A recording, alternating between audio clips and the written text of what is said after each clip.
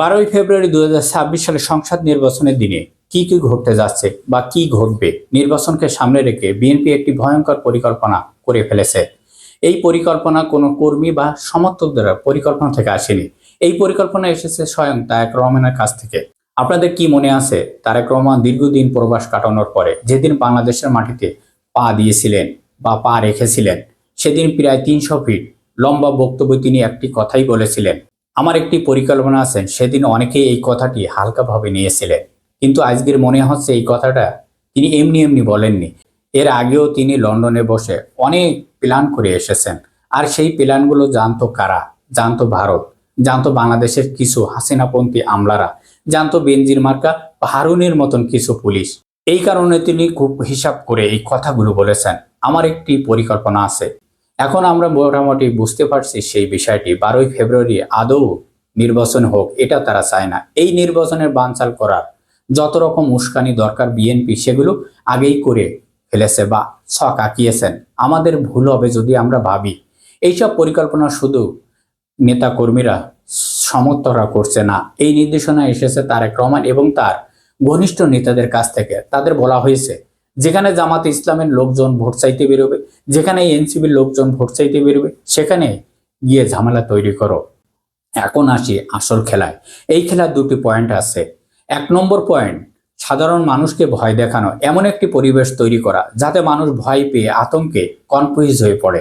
মানুষ যেন ভাবে এত ঝামেলার মধ্যে অন্য কাউকে ভোট দিলে বিপদ হবে, সুতরাং বিএনপি যেহেতু বড় একটি দল, এদের ভোট দেওয়া উচিত। ভয়ের মাধ্যমে ভোট আদায় করা, এটাই প্রথম টার্গেট।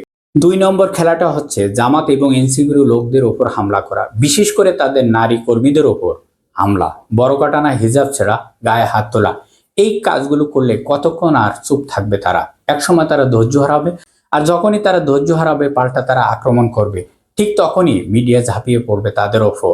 এখন আসি মিডিয়ার মূল ভূমিকা কি থাকবে। প্রথম আলো এবং ডেইলি স্টার সহ কিছু মিডিয়ার সাথে এই সেটিং আগেই করে রেখেছে।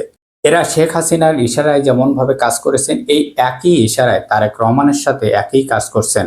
রাজনীতিবিদরা যদি 50 ভাগ দায়ী হয়, আর এই মিডিয়াগুলো বাকি 50% দায়ী। কারণ কেউ তাদের বাধ্য করি নাই, তারা নিজেরাই পক্ষ নিয়েছেন। যখন জামাত পাল্টা আক্রমণ করবে, সেই অপেক্ষায় তারা চাতক পাখির মতন তাকিয়ে থাকবে। সুতরাং তারা একটি ফুলের গায়েও যদি টোকা দেয়, সঙ্গে সঙ্গে হেডলাইন করে দেবে। এখন প্রশ্ন হলো, আপনারা কি করবেন? প্রথম কথা হলো, আপনাদের সবার কাছে ফোন হাতের কাছে রাখবেন। যখনই হামলা করতে আসবে, আপনাদের মা বোনদের দিকে হাত বাড়াবে, সঙ্গে সঙ্গে ভিডিও ধারণ করবেন। ভিডিওটি সঙ্গে সঙ্গে সোশ্যাল মিডিয়ায় ছেড়ে দিবেন। 2 নম্বর কথাটি, মা বোনদের একা একা ভোট কেন্দ্রে পাঠাবেন না। একা পেলে ওরা সবচেয়ে জঘন্য কাজ করতে পিছু হবে না। সুতরাং চারিপাশে লোক রাখবেন। এই মধ্যে আমাদের সবার সতর্ক থাকতে হবে, অ্যালার্ট থাকতে হবে।